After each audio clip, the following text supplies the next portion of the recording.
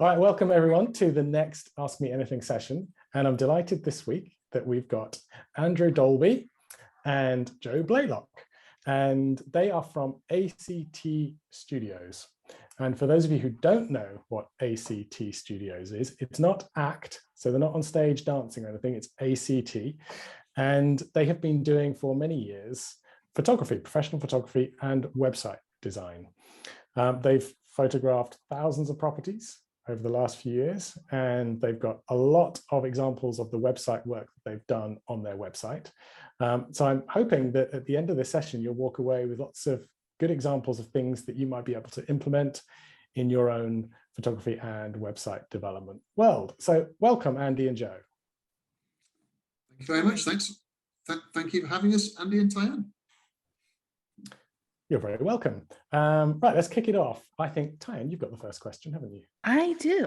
Okay. So Andrew and Joe, in 3 to 5 words, tell us what ACT helps owners, hosts, and managers with. So I would say that we help them to stand out and succeed. In a nutshell. That's great. So that's like short and sweet. Yeah, perfect. Creating impact photography and websites that are full of all the information that people are looking for that stops people in their search. So when people are searching, travelers are searching for a property, what are the key elements that an owner or host needs to consider if they want to attract those direct bookings? Okay, so I would say, if you're happy for me to jump in here again, Andy, for direct bookings, the first thing that you need to do is make sure that you provide a safe environment for people to commit to book. So it needs to be safe and secure. That's the most important thing. Potential guests are only going to book online if it's safe to do so. So you need your SSL certificate on your website. And they will be looking for the padlock sign up in the address bar as well. And also use a trusted payment provider and established property management software. All of this stuff will build trust. You need to make it easy for the guests to book direct. The majority of people, they're not going to pick up the phone or take time emailing you. They're going to want to book there and then. And so make sure they can do that on your website if you want to attract direct bookings. And use something that's familiar, because they'll be used to using platforms like Booking.com or Airbnb. So if you've got a similar environment on your own website, that it'll help build trust and authenticate who you are, basically. Also, know who your target guests are, what they like to do, what they want in the holiday property, what they want to do when they go out. Keep that in mind, everything that you do. Other ways that you can attract direct bookings are by talking to other local businesses and working together. Perhaps you can offer a 10% discount on the local restaurant if they book direct with you. But crucially, it's about it being safe and secure, you providing all this sort of inside information that they only get from booking direct with the owner or the manager, and then building relationships on that as well. So is it really essential to have a website for your accommodation offering these days, especially when you're competing against those big listing sites? I would say yes. Taking over everything here. Sorry, Andy, I'll let you get a word in a minute. So I would say absolutely. So a number of reasons. If you've got your own website, then it builds trust in your business and authenticates that you're a genuine bona fide business that people can book directly with, and that's all fine. And also it will help you to grow your audience and increase visibility of your business. The more places, so I would say get your own website, and so that people can book direct, and also social media listings. Those are the 2 things that I would really recommend. So essentially the website, the social medias, those are all building those trust points. So to say, hey, I'm not a sketchy scammer, a real business. Can photographs and videos do the same thing? Yes, this is more your area, Andy. Do you want to jump in? Yeah. I mean, I was just thinking about your point there, Tyann. If you have it, setting up your own website and running your property business by yourself is not hard. You just need to set it up correctly from the off.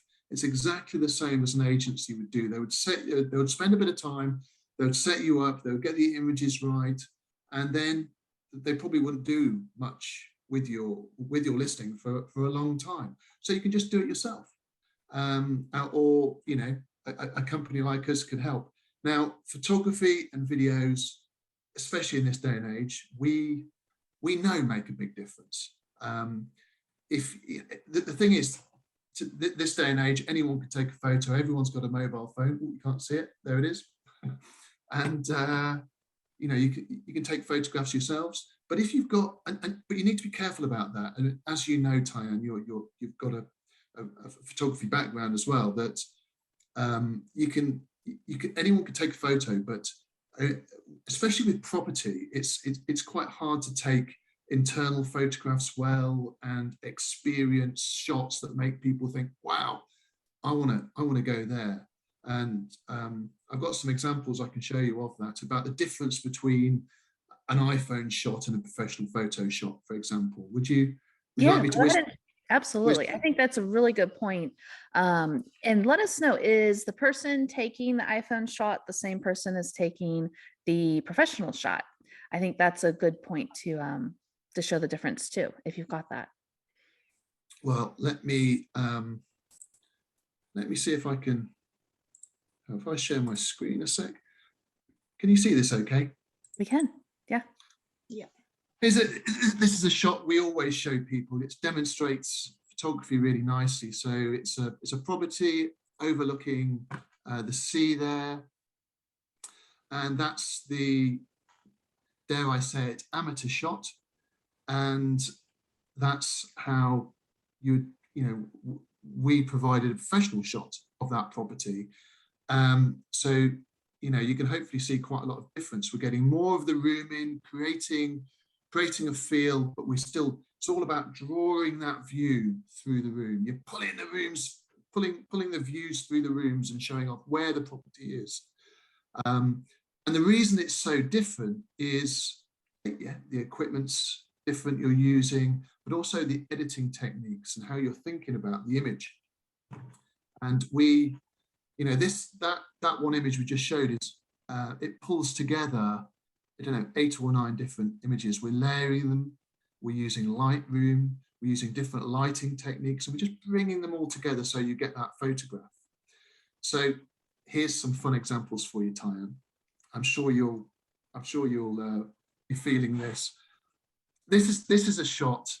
So this owner we've worked with for many years, and she's just produced this. She just developed this lodge.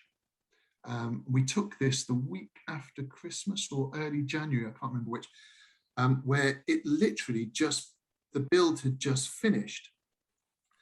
So Marcin, one of the photography team, rock up, and this is what we've got to do. Now, this owner has a great offering, and I'll show you that in a second, but so what can you do with this?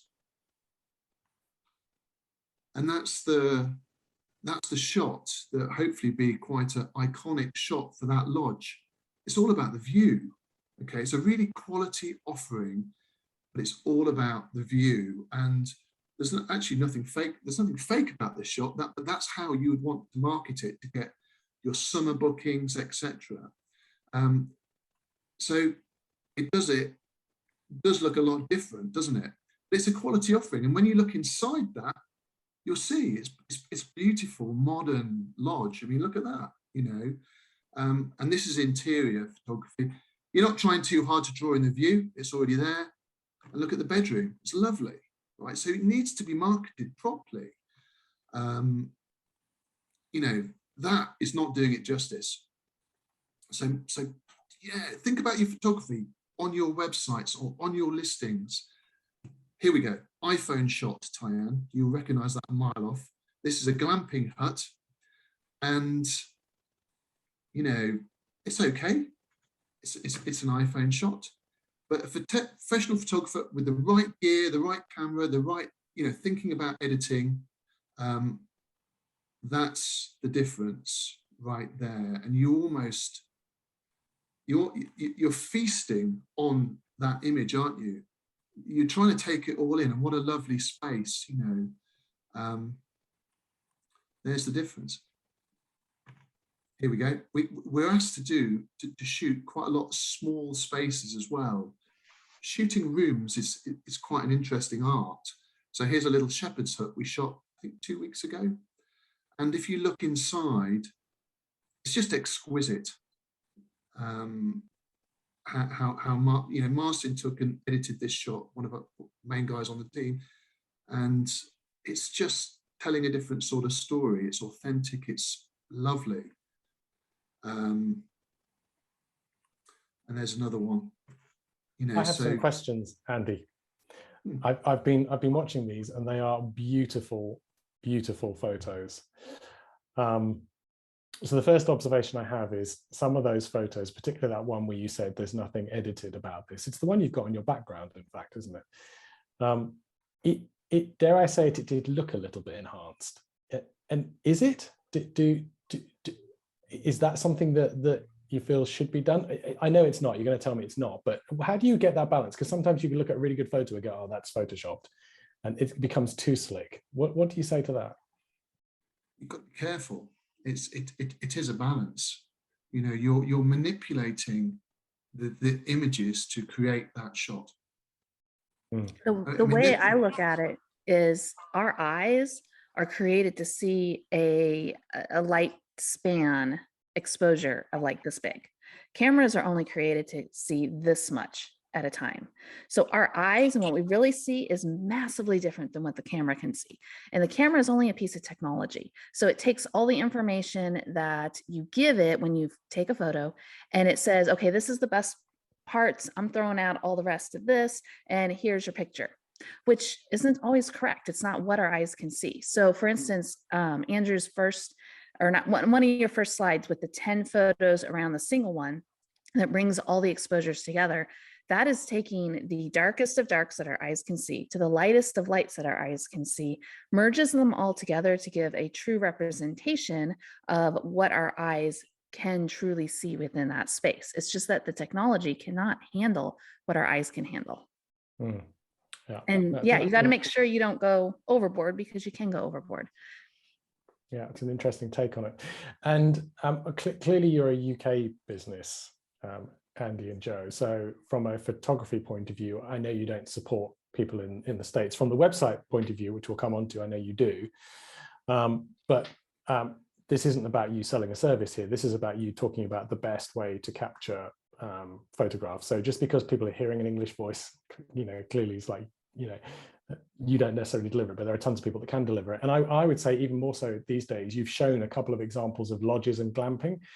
There are many more kind of unusual, for want of a better phrase, kind of options coming into the accommodation market. And I think it's those that have to be very careful about how they photograph the place, not just to draw out the good things about it, but also to be honest about the photography. So I wouldn't want to see a photograph of that beautiful view, but then I turn around and inside the home it's just like really lousy. And I think that's the thing where photographs are so important, is to capture everything that I would expect as I wandered through the house or the glamping hut, etc. So yeah, very interesting. Thank you. Yeah. And Andrew, if you scroll through the photos one more time for the viewers, you know, one of the things I want folks, I'll go slower, to pay attention to is the fact that the professional photos create an image that you want to step into. Whereas, you know, there's snapshots, there's factual, but you've also got those experiential photos where you really truly just want to step in and experience what is in the photo. And I think that's really important when you're marketing holiday rentals, short-term rentals, vacation rentals. I totally agree, Diane. I mean, with this photograph here, I can almost feel the wind blowing through the door. I want to feel something with a photograph, you know.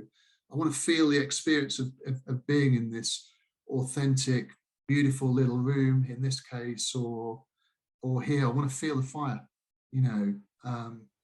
And we're selling an experience, not just a room. So, and you're seeing the stars. I love the capturing of the star ratings. It's there, and the one before you showed just now on the side wall and on the door itself. And even on the door itself, I saw a keypad where I would get my key. That's really important as well, to know that, oh, that's, there's a familiarity that you can start to train the guest to expect when they arrive. This is where I'm going to get my key from. So yeah, I really like all that. I think it's fantastic. Good. Anything else that we want to talk about in the photography world before we shift on to websites? I would just add what you were saying about setting expectations and it being a true representation of what you're expecting. That is really important. But there's also the 3D tools, of course, which really do help, especially in some of the smaller, quirky glamping options. The example of the photo that Andy showed earlier on is one of our website clients, and she has the interactive virtual 3D tours of the cabins as well, which really does set expectations and helps to build that anticipation of people picturing themselves there, because they can have a little walk around and everything. Yeah, good point. So that's Matterport tours that you were talking about there, isn't it? Yeah. I mean, with video and walkthrough tours, they're great for letting people spend time and explore the properties and understand more. But what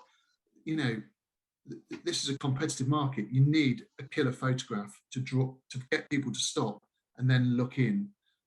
So photographs to attract, videos and walkthrough tours to engage further. And along that line, how many photos should a website or listing site display for the place to stay? So I would say if you've got a fantastic portfolio of professional photography, then use them on your website, but make sure that they're optimized so that they don't slow down the loading speed and the whole, and have a negative effect on the user experience on the website. As long as each photo is bringing something different to the party and it doesn't become repetitive, then if you've got this great portfolio, use them, but make sure they're used well. Make them big.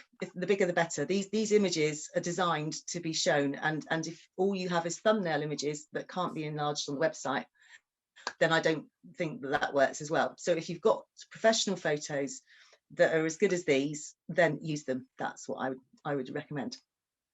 Yeah, exactly. I mean, here's one of the websites, House Scales. There's a little group of cottages here, and we're encouraging owners to go big on their photographs and have enough. Show off each property with a selection of photos. You want to see the rooms. This website's quite photo rich here. This is a Cotswold cottage, and it reminds me a little bit of the Touchstone guest book, where we're adding in a lot of things to do, what's on in the area. If I click on that and share that, you're giving a lot of information on this website. You can give a lot or you can give not much, but you want to give enough, don't you? And so we're seeing quite a rich site, but you're helping guests plan their stay, just like you are with the guest book. Food and drink, local shops, places to visit, days out, etc. It's taking the work away from the way away from the guest, in that you're providing all the information that they need there, either on the website to initially, drive that desire for people to book, and then through the Touchstone book to give them all of the details and all the nitty-gritty. This client in particular really does spend a lot of time on the what's on section and making sure it's all up to date with different events that are happening. She does a great job.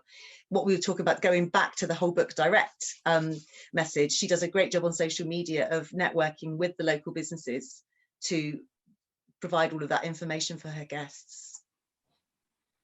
And I'm looking at this and I'm thinking, if I've not created a website before, but I've used booking.com or Airbnb or some of those other sites, in my mind, to leap from that very kind of sort of fairly simplistic create a listing site, add some photos, to managing and building my own website, it sounds quite onerous. what's the reality of the work involved in putting this together? I mean, how easy is it for someone who's not used to this to get into it and critically be able to manage it themselves as well going forward? So we basically you can do as much or as little as you want to, depending on the website company that you're working with. Some of our clients will come to us and want quite a straightforward 5-page website, and they provide us with the copy, and we're able to just add that copy to the website on their behalf, so they give us the information.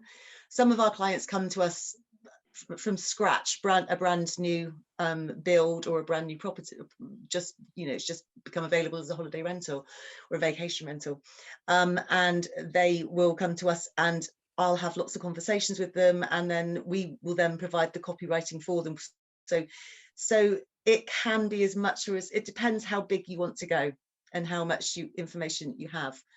From a Google perspective, the more pages you have, the better your chances are appearing, you know, a better position on the search engine results page. But it doesn't have to be daunting, because the chances are, especially if you are established already, you'll have a lot of the information anyway that would be added to your website. You'll have it in your guest information book, you'll have it through the guest reviews, you'll have it through social media comments that people put. So it's about drawing all of that information together, so it doesn't have to be daunting. And technically, you know, why don't I just go to Wix and create a Wix website, because I know I can drag and drop and build my thing. I won't need to know any code, etc. Why might I go down the path of a more custom build like this? I would say that you can tell. You can tell, unless it's somebody's skill and somebody's profession, then you can often tell when somebody has done exactly what you said. And yeah, you can get some okay websites with Wix, and if you know what you're doing, then maybe that is the way to go. But if that's not your forte and it's not your area of expertise, then you need a website that's going to look good, and not just look good, but be set up to perform well. So you need a straightforward, easy user experience where it's easy to find the information, it's easy to place a booking in a couple of steps, it's going to perform well from the search engine optimization point of view. So it's about the visuals and creating a website that's not a pain to find the information that you're looking for. So yeah, that's what I would say to that. I think that brings it back around to the point in the beginning of building that trust and the security, because an amateur website, like you said, you can tell. I mean, the book now button might not be quite lined up in the header. You might have absolutely zero footer information whatsoever. You're missing the copyright line. Links don't go anywhere at times. So there's little things that when you get started making your own website that you forget. Been there, done that. But of course, learning along the way and learning how to present something that's professional, and it builds the security and trust, as you said earlier, Joe. But also you mentioned copywriting, and as far as writing the text, how important do you feel the professional copywriting is for listings and websites? So good copywriting is a skill, is what I would say. It's very much about getting to the point quickly. People won't waste time reading through pages and reams of information. So you need to be able to create copy that's engaging and informative and gets to the point, so you don't lose people's interest. Also, from, again, going back to an SEO point of view, a good copywriter will know. They'll do their research and understand keywords and understand that the meta tags and meta titles, meta descriptions, image alt tags, all might be sounding a bit too technical here, but this is all things that will help your position in a search engine. So there's two sides to it. There's writing copy that search engines love and will pick up on and will help you on that side. But there's also writing copy that is engaging and informative, and has the right tone to reflect the business as you want it to reflect. I think, Joe, that point is an excellent point. Everyone is busy these days. We're all busy, and it's a struggle to find exactly what you want online. if you can land on a website where you get those beautiful visuals that we've just seen and succinct copy that explains exactly what it is that I'm looking for and exactly what I will get, I will pay for that. If I don't see that, I drift off somewhere else and I'll go to a different website. So it's not about the volume of content. I think you make a really good point. It's about the micro copy, and that is not easy to achieve. But you do it well here. A cozy countryside retreat in the Cotswold confirms the visual that I see. I'm going to keep scrolling. I'm going to keep reading that. So yeah, really important point about succinctness. And also the navigation. Sorry, Joe. I was going to say also the navigation. It needs to be intuitive and it needs to work well, that you're going to find the information you expect to find within the right tabs in the menu. There's nothing worse than searching and not being able to find the information that you want. Equally, from the owner's point of view, is that you're not putting out something that could be a unique selling point is hidden so far down that people aren't aware of it. So there's that side of it as well. Yeah, totally agree. Andy, did you want to say something? Yeah, I was just going to say that we like to offer people as much or as little as they need on this. Some people may be great at writing content, and it's a question of just taking that and putting it into a proven layout quite quickly and efficiently. Because you can spend a lot of time messing about trying to get the layout right and so we've got all of that, so we'll just piece it together for you. But then if I was to write about my cottage, you go into a very functional mode. You're like, okay, we've got plates, we've got knives, we've got forks, we've got glasses, and that's not really what guests want. They want to be understanding the dream and why they go there, the experience you're going to get, the places around it. So you've got to sort of think a little bit differently to write really good content. So we like to sort of say to people, okay, we take your content and then we can improve it potentially. Have that that service is there. Well said. If I am one of those people that loves this idea, and there are going to be lots of people listening who will be like this, but don't know where to start, what would you advise if I want a website? The best place to start is what should I do first? Go and talk to a developer, go and find a Wix website, come talk to you. Which version of that, if I'm literally just starting on this and I haven't got anything? Well, we're gonna obviously say, come and have a chat to us. But sorry, just to contextualize that, I look at this and I go, they're an agency, they've got this bespoke website template, money. That's kind of where I'm going here, as opposed to going to website builders and paying, peanuts a month. What are you really expensive? No, not well. If you want full bespoke, a full bespoke site can take quite a lot of time to put together.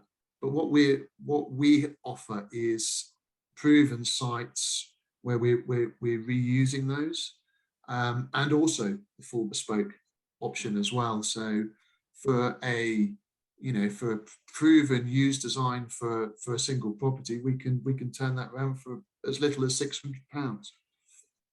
So it's not expensive. It just saves a lot of time, and we're reusing basically layouts and a product we've spent years developing. So, but then, like you say, you can go to Wix and you can try and do it yourself. But will it get found? That's the key thing. Why are you doing this? You're doing it to be found so people can enjoy and book your property, and that's what we're there for, to save you a lot of time getting there. And if I pay my £600 or let's call it $800, something like that, and I have a website, what do I have the keys to update stuff? Do I need to come back to you and pay you £500 an update? Like, how would that work? So you are able to, all of our clients are able to edit the contents themselves.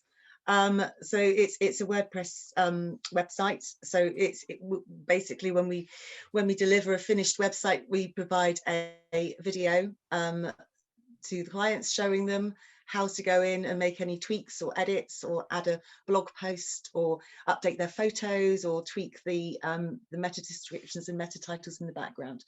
Anything that is structural, then anything that requires a developer's time, then there would be a charge for.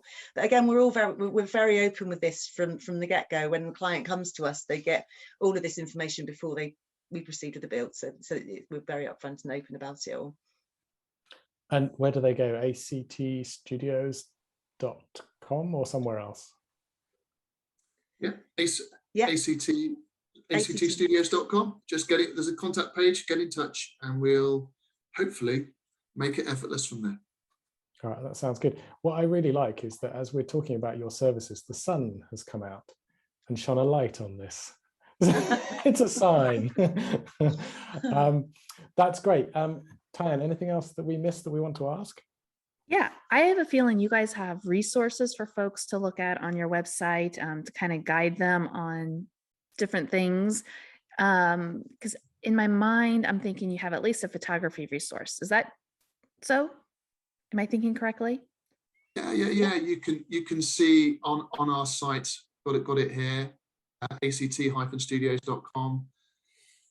You can see a page about the websites and some examples we have. If I click on that, we've got a lot of details and lots of nice examples you can look through. And there's also some really good resources on here for example, photography, just to give you people some inspiration. They can also look on our Instagram page, but if you look at the specialist photography page here, scrolling down, we've got this inspiration and preparation checklist and guide we put together for clients. So gives you lots of ideas how to create that sort of atmospheric shot and the shots that work for holiday accommodation. Excellent. That's what I was looking for, the educational resources. Thank you. And also a lot of what we've talked about today, in the news section of our website, we've got lots of blog articles in there which cover things which we think help you to put together a good website. Amazing.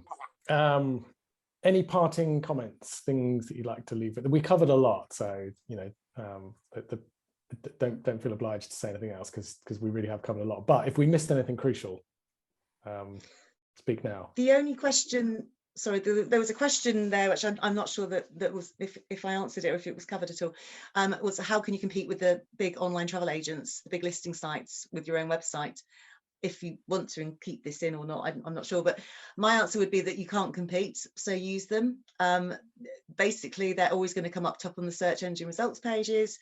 So I say to a lot of our clients, get yourself on booking.com and Airbnb and all the big listing sites that people know. Again, it sort of adds a little bit of trust, but the key is to increase visibility and grow your audience by listing on those sites. And then when you've got them, when they book, you usually get a phone number, so you can pick up the phone and talk to them and start to build that relationship. When they arrive, if you live nearby, you can pop over and see them, or if not see them, then leave details about the benefits of booking direct in your digital guest book or in printed it within the property itself, just to push that message. So that would be my answer. You can't beat them, so you might as well use them. Awesome. Thank you. Thanks, Joe, for clarifying that. Great. Tyann, do we have anything we want to encourage people to do after this? Do we have my job is to say start a free trial with TouchStay digital guidebooks and how amazing they are. But I'm not going to officially say that, except, Andrew and Joe, thank you so much for being on our AMA Ask Me Anything and bringing up the fact that TouchStay digital guidebooks works really well hand in hand with professional websites, professional photos, and just bringing up the professionality of hosting across the board for holiday rentals and vacation rentals across the world. Thank you so much. Thank you guys so much, and congratulations with your PASC award as well. I spotted that earlier. That's awesome. Oh, thank you. Thank you. Yeah, great. Excellent. We will see you on another show somewhere. Cheers, guys. See you. Bye.